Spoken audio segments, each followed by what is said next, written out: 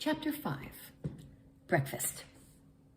I quickly followed suit, and descending into the barroom, accosted the grinning landlord very pleasantly.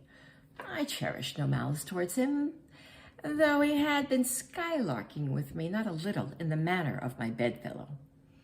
However, a good laugh is a mighty good thing, and rather too scarce a good thing, the more's the pity.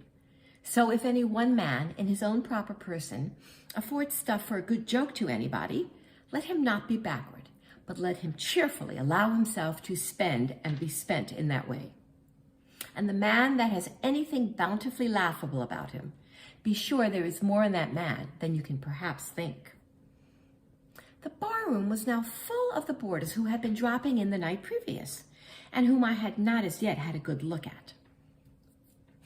They were nearly all whalemen, chief mates and second mates and third mates, and sea carpenters, sea coopers, and blacksmiths, and harpooneers, and shipkeepers, a brown and brawny company with bosky beards and unshorn shaggy set, all wearing monkey jackets for morning gowns. You could pretty plainly tell how long each one had been ashore. This young fellow's healthy cheek is like a sun-toasted pear in hue, and would seem to smell almost as musky. He could not have been 3 days landed from his Indian voyage. That man next to him looks a few shades lighter. You might say a touch of satinwood is in him. And the complexion of a third still lingers a tropic tone, but slightly bleached withal. He, doubtless, has tarried whole weeks ashore. But who could show a cheek like Queercreek, which, barred with various tints, seemed like the Andes' western slope, to show forth in one array, contrasting climates, zone by zone.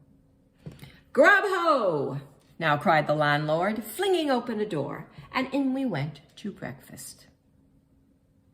They say that men who have seen the world thereby become quite at ease in manner, quite self-possessed in company. Not always, though. Ledyard, the great New England traveler, and Mungo Park, the Scotch one, of all men, they possess the least assurance in the parlor. But perhaps the mere crossing of Siberia in a sledge drawn by dogs, as Ledyard did, or the taking of a long solitary walk on an empty stomach in the Negro heart of Africa, which was the sum of poor Mungo's performance, this kind of travel, I say, may not be the very best mode of attaining a high social polish. Still, for the most part, that sort of thing is to be had anywhere. These reflections just here are occasioned by the circumstance that after we were all seated at the table, and I was preparing to hear some good stories about whaling, to my no small surprise, nearly every man maintained a profound silence. And not only that, they looked embarrassed. Yeah, here were a set of sea dogs, many of whom, without the slightest bashfulness, had boarded great whales on the high seas, entire strangers to them, and dueled them dead without winking. And yet here they sat at a social breakfast table, all of the same calling, all of kindred tastes, looking around as sheepishly at each other as though they had never been out of sight of some sheepfold along the Green Mountains. A curious sight, these bashful bears, these timid warrior whalemen. But as for Queequeg, why, Queequeg sat there among them, at the head of the table too, so we chanced, as cool as an icicle. To be sure, I cannot say much for his breeding.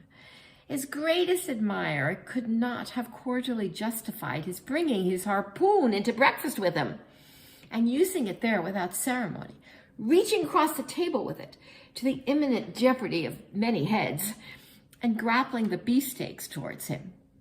But that was certainly very coolly done by him, and everyone knows that in most people's estimation, to be doing something coolly is to do it genteelly. We will not speak of all of Queequeg's peculiarities here. how he eschewed coffee and hot rolls and applied his undivided attention to beefsteak, done rare. Enough that when breakfast was over, he withdrew like the rest into the public room, lighted his tomahawk pipe, and was sitting there quietly digesting and smoking with that inseparable hat on, while I sullied out for a stroll.